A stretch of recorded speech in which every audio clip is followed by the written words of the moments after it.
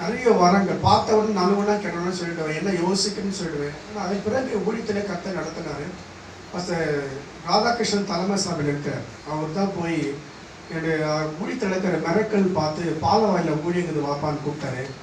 அங்கே ஒரு சின்ன ஒரு கூடாரம் போட்டு நடத்தணும். அநேக சிறு பிள்ளைலாம் கேதர் பண்ணோம். அந்த இடத்துல வந்து நிறைய ஒரு பப்ளிக் மீட்டிங்கு குமரிமுத்து ஐயா அவங்க வந்தாங்க. அப்புறம் வந்து ஏவிஎம் ராஜன் நிறைய ஆவிக்குரிய படங்களை போட்டு அங்கே 20 ஆத்துமாக்கள் ஆதாயப்படுத்தபடி கர்த்தர் எனக்கு கிருபை கொடுத்தார். ஃபஸ்ட்டு ஊழியம். அதன் பிறகு நான் ஊழியத்தில் இருக்கும்போது 2000 மேரேஜ் பண்ணோம். மற்ற சாம்சங் வற்புறுத்தி மேரேஜ் பண்ணோம். தனியாக ஊழியம் பண்ணக்கூடாது, என்னோட மாமா மகளை மேரேஜ் பண்ணோம். அதன் பிறகு கர்த்தர் என்னோட பேசினார். விஜயநல்லூர் போன்னு காமிச்சார். எனக்கு தெரியாது விஜயநல்லூர் எங்கே. நம்ம தலைமை சாமியில் நான் ஒரு ஐயா அவங்க பேசிட்டு போகிறேன். ஒரு ஐயா வந்து சொல்கிறார், விஜயநல்லூரில் ஊழியம் இருக்குது இல்லையா, அங்கே யாராவது போட்டால் நல்லா இருக்குங்க. அப்புறம் ஐயாவோட பேசினேன். ஐயா விஜயநல்லூர் எந்த இடம் இருக்குது, அப்புறம் டீல்ஸ் இருக்குது. அப்புறம் மறுநாள் ஆட்டோவில் கூட்டு போய் காமிச்சார். கர்த்தர் என்னோடு பேசின அந்த வார்த்தை, அந்த இடத்தை எனக்கு கொடுத்தார். பாருங்க, 6 நாட்களிலே கர்த்தரோட பேசின பிறகு இப்படி பேசினார்னா, ஆவியானவர் தூங்கும்போது ஒரு ஏரோப்ளைன் மேலே வருது. அந்த ஏரோப்ளைன் ஒரு சத்தம், மகனே உன்னுடைய வேலையை விட்டுட்டு என் ஊழியத்தை செய்.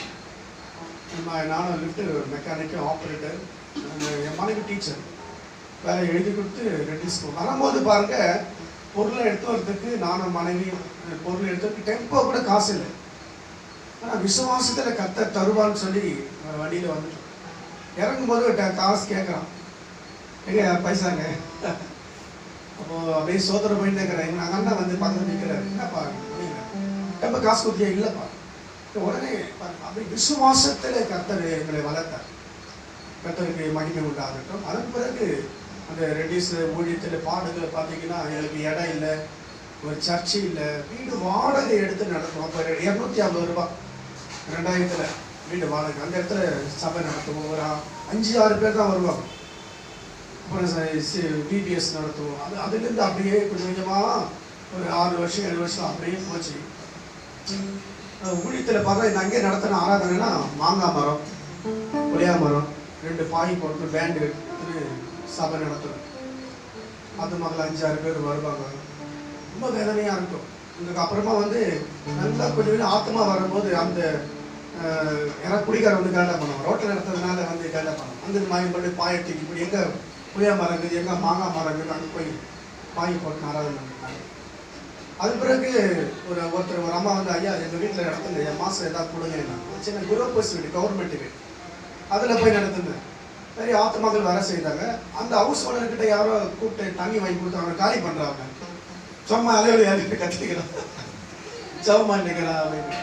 அவர் ஐயா காலி பண்ணி போயாங்க. அப்புறம் இன்னொரு குடிசை வீடு இப்படியாக நடத்தினார். அப்புறம் என் சாம்சங் முறை அவர் யார்கிட்ட சொல்லியிருக்காங்க, இந்த மாதிரி சாலமன் கஷ்டப்படுறாரு, பிரான்ச்சு ஒரு முறை ஒருத்தர் வந்தாங்க. அப்புறம் சாம்சங் 45,000 கொடுத்தாரு, ஒரு இடம் வாங்கிக்கலாம் அப்படின்னு. அப்போ இடம் வாங்கிட்டோம். கத்தோட இருக்கிறதுனால ஒரு ஷெட்டு போடணும். எல்லாம் விசுவாசத்தில் காசு போட்டு ஷெட்டு போட்டோம். ஷெட்டு போகிற நேரத்தில் ஒரு 15 பேர் கத்தி, இடபரை, கம்பளம் எடுத்து மாட்டாங்க நடிக்கிறதுக்கு. யாரா நீ என்ன சர்ச்சு கேட்டாங்க, ஊர் அது ஊரில் யாரும் ஏற்றுக்கொள்ள மாட்டாங்க, காலையில் ஏற்றுக்கணும். இப்போ பாருங்கள், நான் சொன்னேன் இது வந்து கத்தோடைய ஆலயம், இது நீங்கள் கடை பண்ணுறது நல்லா இல்லை. ஓ வீடு தான் இருக்கியா, சர்ச்சு கட்டக்கூடாது சார். சொல்லி சார் வீடு தான் இருந்துச்சு.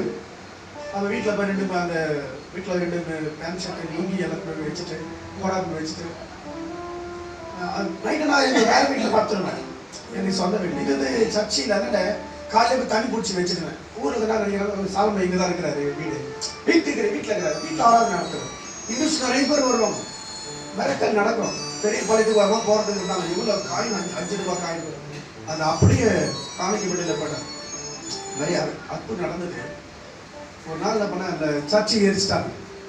விசுவாசம் நடி 12 மணிக்கு கதவு தட்டுறாங்க. நான் இருக்கிற இடத்துல ஏன் சர்ச்சை கொளுத்திட்டாங்க.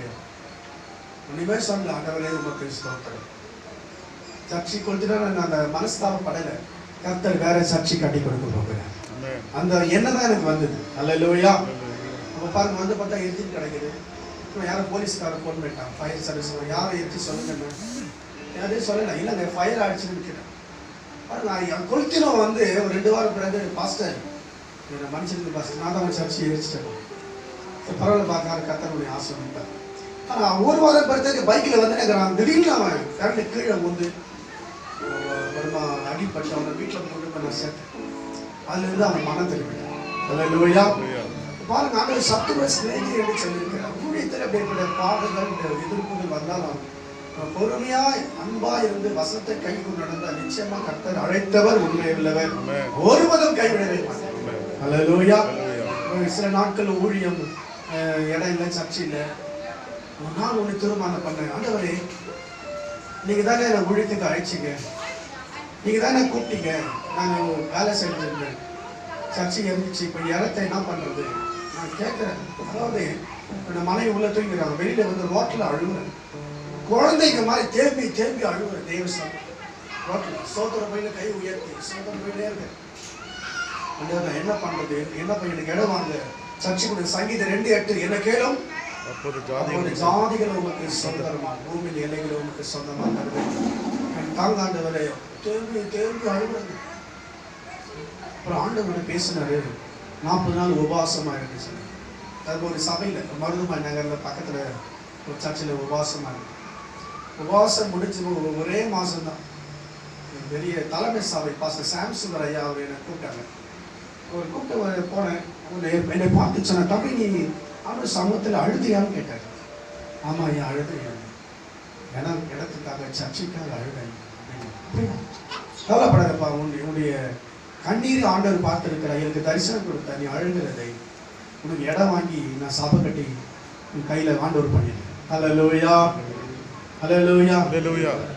சந்தோஷமா சொல்ல மாட்டீங்களா? அல்லேலூயா. உங்களுக்கு கர்த்தர் இடம் கொடுப்பார். ஏற்ற காலம் வரும்போது நிச்சயமா கர்த்தர் உங்களை உயர்த்துவார்.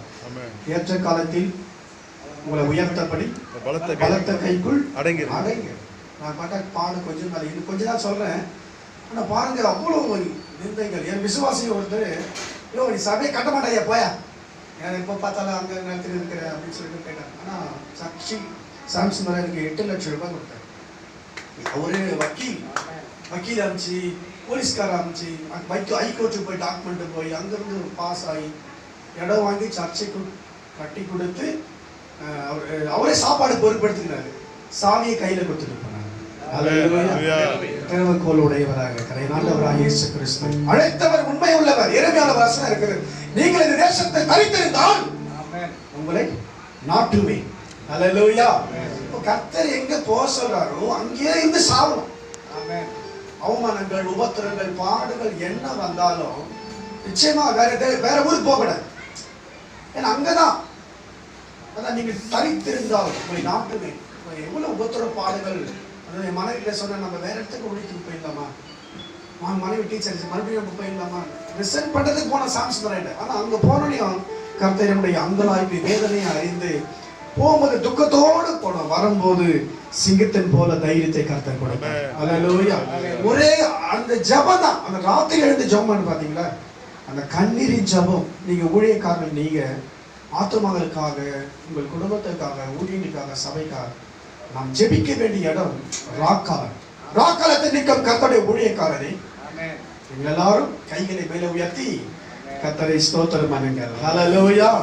அந்த ஜபம் தான் இம்மட்டும் கர்த்தர் 35 வருஷமா அந்த ஊழியத்தை செய்வடி. கிராம ஊழியம் 10 வருஷம், விஜய் நல்லூர் 25 வருஷம் கர்த்தர் நின்று ஊழியத்தை செய்வடி. கர்த்தர் இப்போ 80 ஆத்துமாக்களை கர்த்தர் கொடுத்திருக்கிறார். நல்ல ஒரு இடம் சர்ச்சை கட்டுப்படி, நல்ல விசுவாசிகள் கொடுத்திருக்கிறார். ஊழியக்காரர் கூட்டம் நடந்தபடி கர்த்தர் கிருபை கொடுத்திருக்கிறார். 30-35 பாஸ்டர்ஸ் வராங்க. போன இந்த மாதம் அக்டோபர் 2ஆம் தேதி வாலிபர் கூடுகை நடத்தணும். 220 வாலிபர்கள் வந்திருந்தாங்க. ஐயாவோட வந்திருந்தாங்க. அவ்வளோ மகிமையாக இருந்தது.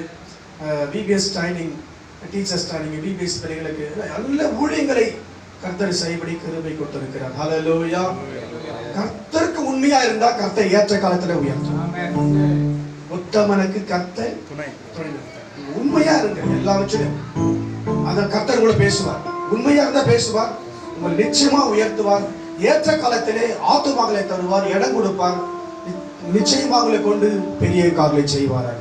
இந்த சாட்சியை கர்த்தர் ஆசீர்வதிப்பார். கர்த்தர் நாம் மகிழலாம். கர்த்தருடைய நாமத்தை நாம் மகிமைப்படுத்துவோம். ஹல்லேலூயா, ஹல்லேலூயா, ஹல்லேலூயா, ஹல்லேலூயா, ஹல்லேலூயா.